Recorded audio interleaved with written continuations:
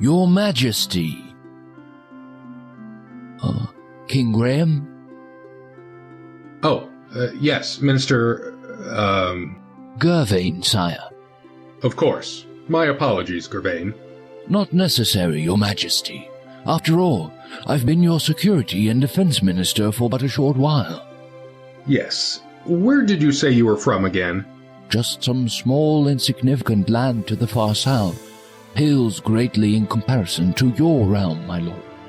Ah, do you have something to report?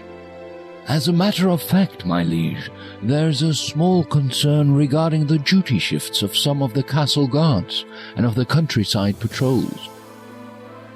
Also, we are expecting our armed entourage from our nearest neighbor to return within the week. And there is the matter of an alliance with... My liege?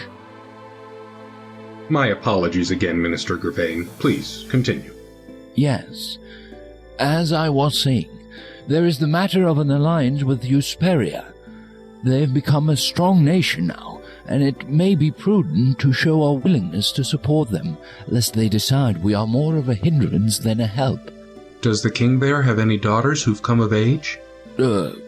I do not believe so, sire. As for the security arrangements for the royal ball held last week, I do believe the evening went by very smoothly. I dare say just about every princess in this region attended, and not one lost slipper, to coin a phrase.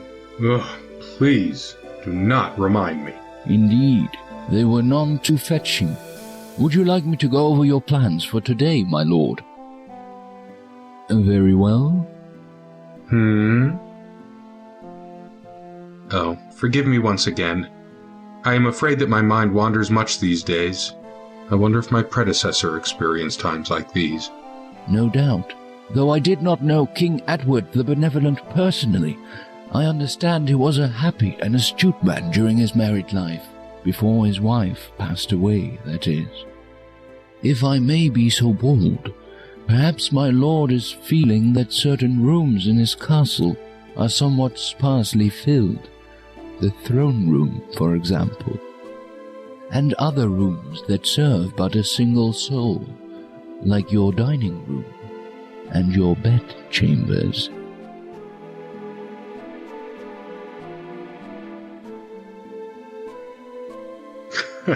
Perhaps, but I do fear I've met no such candidates that would fill the rooms you have mentioned. You should not lose heart, Your Majesty. If you pause to reflect for but a moment, you may see clearly what is hidden to others.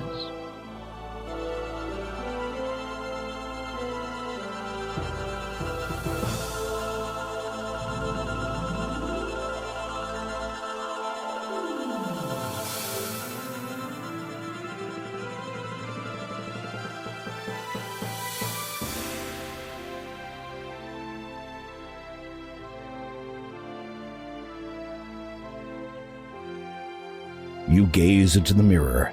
The minister's words seem to echo in your head. If you pause to reflect for but a moment. Not that you've been doing much else lately. For many weeks now, you've been reflecting over the direction your life has taken. While Daventry has prospered under your wise leadership, so far your existence has been a dreadfully lonely one.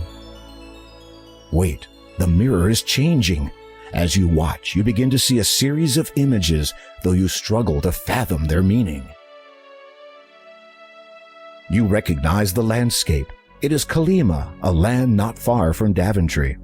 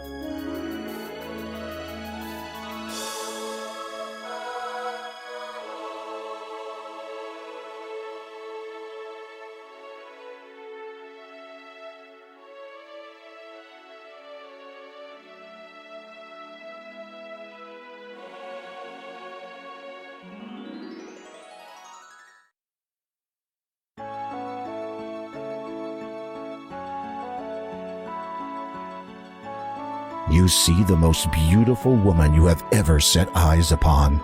Somehow you can feel her sadness and her intense desire to leave that place. She is a prisoner in that tower. Did you find what you were looking for, sire?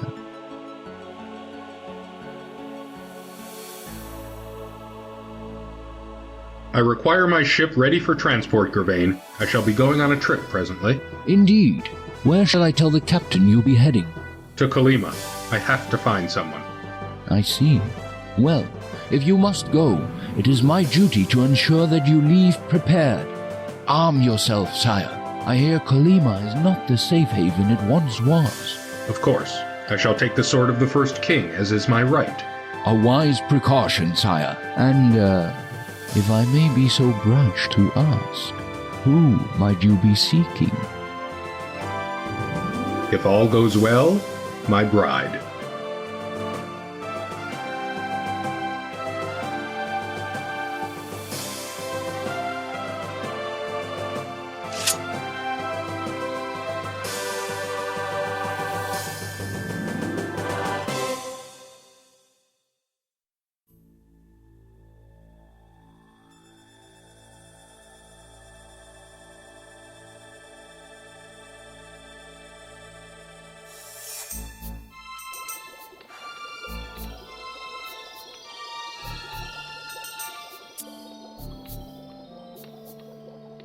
Father, Sister Agatha, how may I be of service?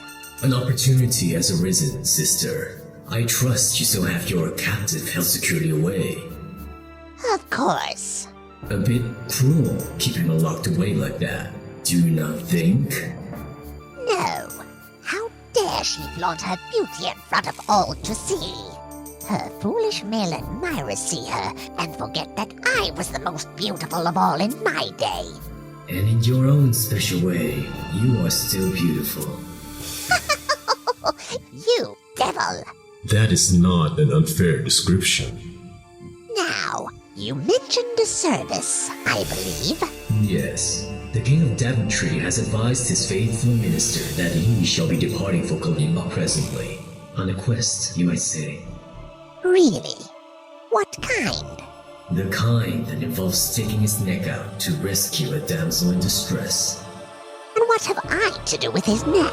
Put simply, my dear, sever it.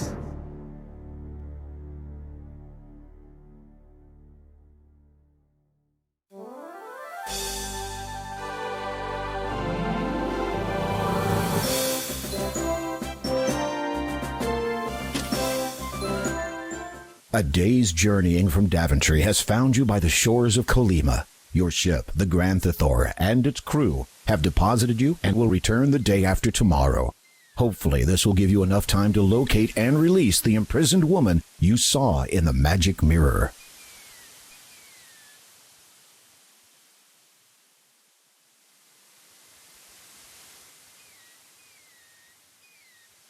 A length of rope lies next to the crates at the end of the pier.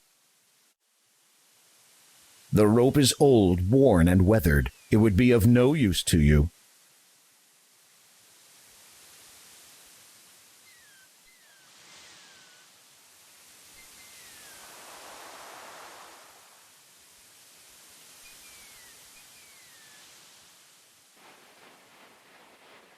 A net has been caught around one of... You need to swim.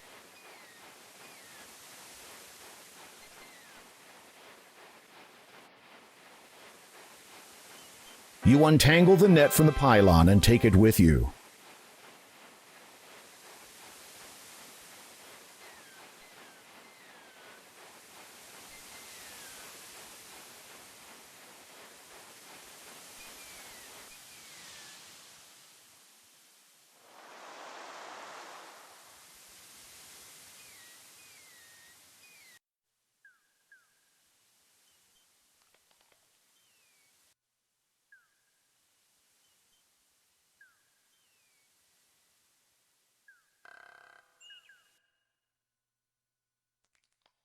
This large fallen log is all that remains of a once grand tree. This large fallen log You peer into the depths of the dark hole. As luck would have it, you discover a beautiful set of earrings hidden inside. Each one is laced with glittering diamonds and contains a lovely blue sapphire stone in the center. Perhaps someone stashed them here. At any rate, you take them into your possession.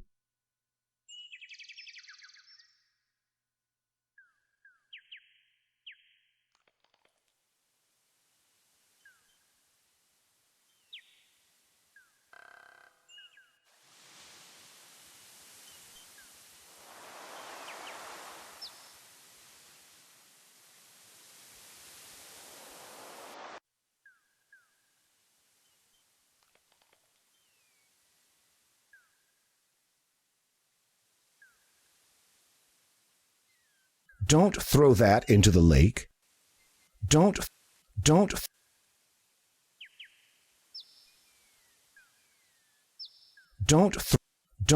You are not. Don't throw that. Don't. This water field. You walk into position and try to catch the baby.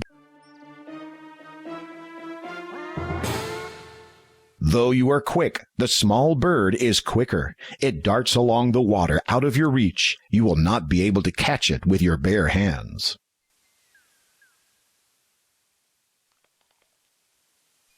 Don't throw.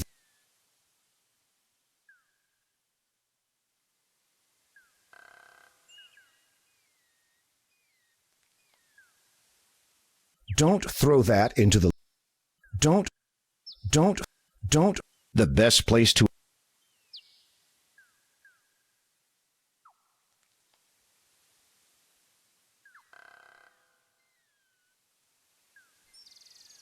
Don't throw. Don't. You. This walk. You walk into position and try to catch. Though you are quick. You are pleased. You're.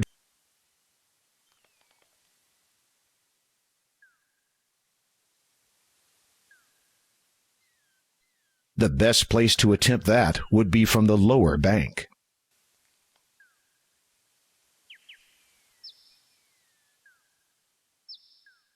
You walk into position and try to catch the baby bird.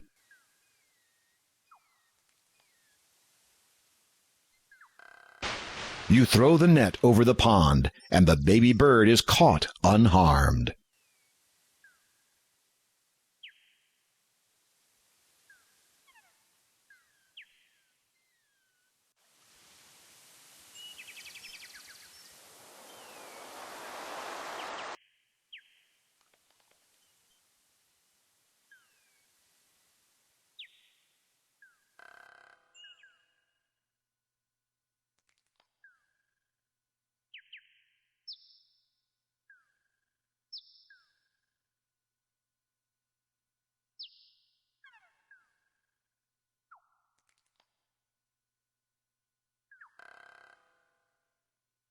You release the little bird into the pond.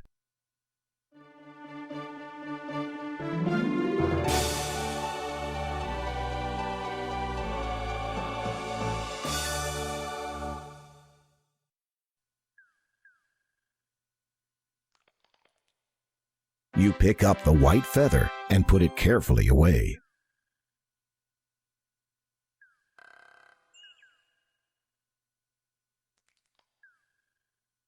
This pumpkin is somewhat larger than the others in the patch. You look for a nice, large pumpkin to take from the patch. Hey, watch it! Oh, sorry. I was not aware you could talk. Likewise. Anyway, be careful where you're treading. You're spoiling the good soil by standing so close. And I got 8 kids to feed. You glance at the smaller pumpkins. These must be her children. I only count 7. Yeah, well, I had 8. Then some strange man who spoke even stranger came by. He claimed to be a horticle. Claimed to know a bit about plants. I let him take a look at my little darlings. Anyway, before I knew it, he'd gone and pinched one of my babies. Took off towards the town, he did. Of all the nerve. Just because we're plants doesn't mean we don't deserve any respect. I am sure that is true.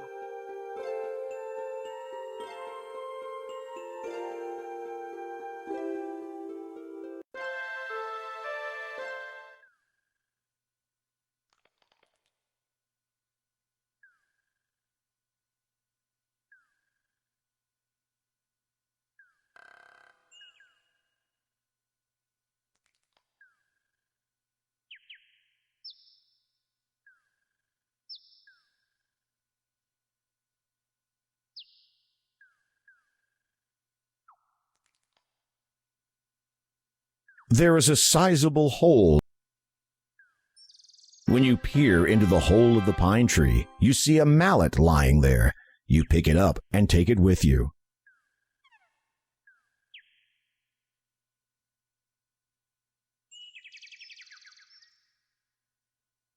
It is likely that this haystack was piled here by farmers from the town. A faded blue sheet has been tightly stretched across it to prevent the straw from blowing away in the wind. Hey! What? Who said that? I did! Huh? I'm down here, in the hay! Oh. Well, who are you? My name is, Yes? I can't seem to remember. Well then, what are you? Oh, I'm Yes? Can't seem to remember that either. Well, what are you doing in this haystack? That's easy! I was looking for... Oh. You can't remember. No. Sorry. How long have you been in there? Let's see. It couldn't be longer than... Yes? 3, maybe 4 weeks? Weeks? Yep.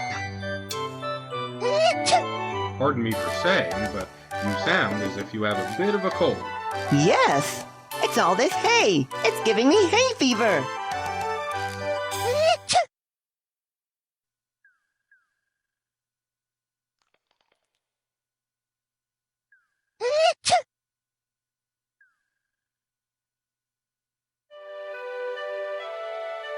You see a man bending over the fountain. He appears to be trying to retrieve something from it. Aha! Got him.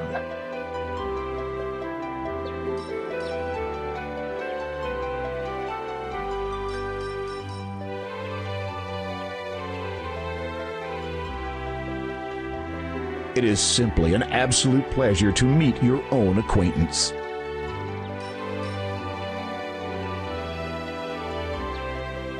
Repressing the urge to burst into song, you choose instead to quietly admire the area. Repressing the urge. Greetings, merchant. Ah, to you, good day. Shh. A visitor arrived new, no? A sense I possess for these things. Need you have for my wares of great specialty? Perhaps. But first, I'm curious. Where did you come by such a pumpkin? Eyes quite keen, have you? Indeed, a specimen unique it is. Be quiet. The gift of speech among plants so rare, yes? Quite so. Are you planning to sell it? Sell? Never would I sell such a thing as this. It'll make me incredibly rich. I mean, entrusted it was to my care. Watch over it, I must. Mama! Take me back to my mama! Forget it. I'm not taking you back to that patch. So pipe down. Pardon? Ah, of importance I speak not. Trouble to your ears I meant none.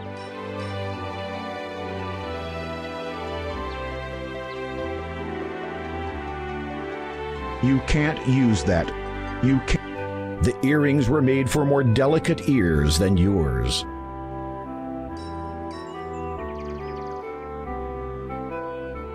Good merchant, does this interest you? Thanking you, but no.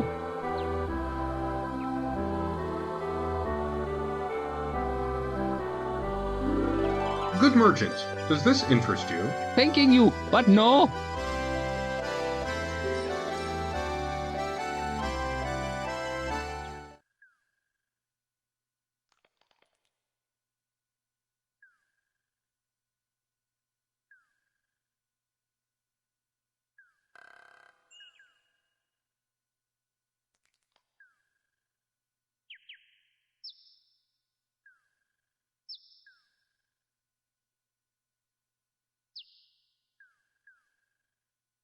The church door is made of very thick wood. The door appears to be barred from the inside. The church must not be open at this time. There's nothing to do there.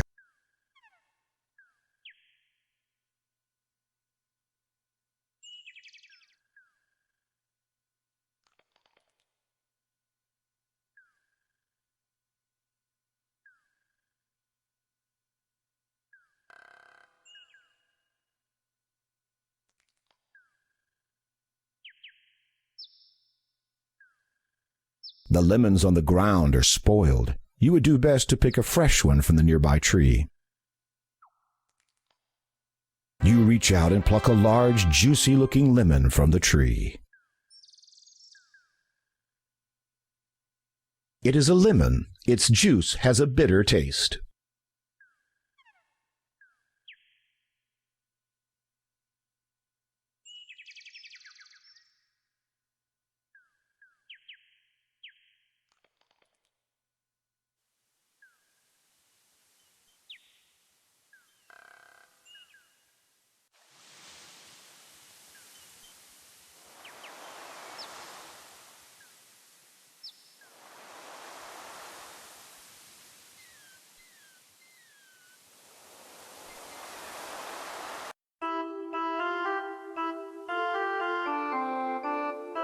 Repressing the urge to burst into song, you choose instead to quietly admire the area.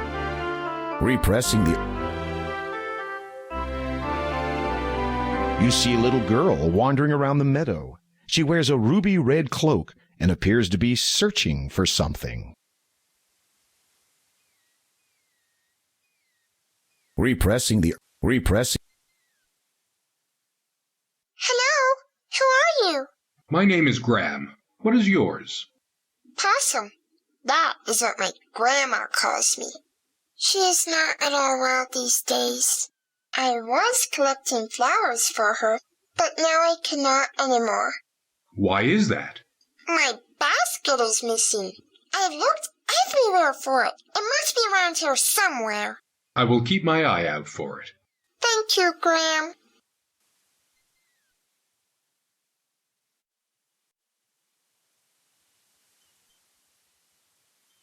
As you near the cave, the bat symbol above the entrance starts radiating an ominous black glow.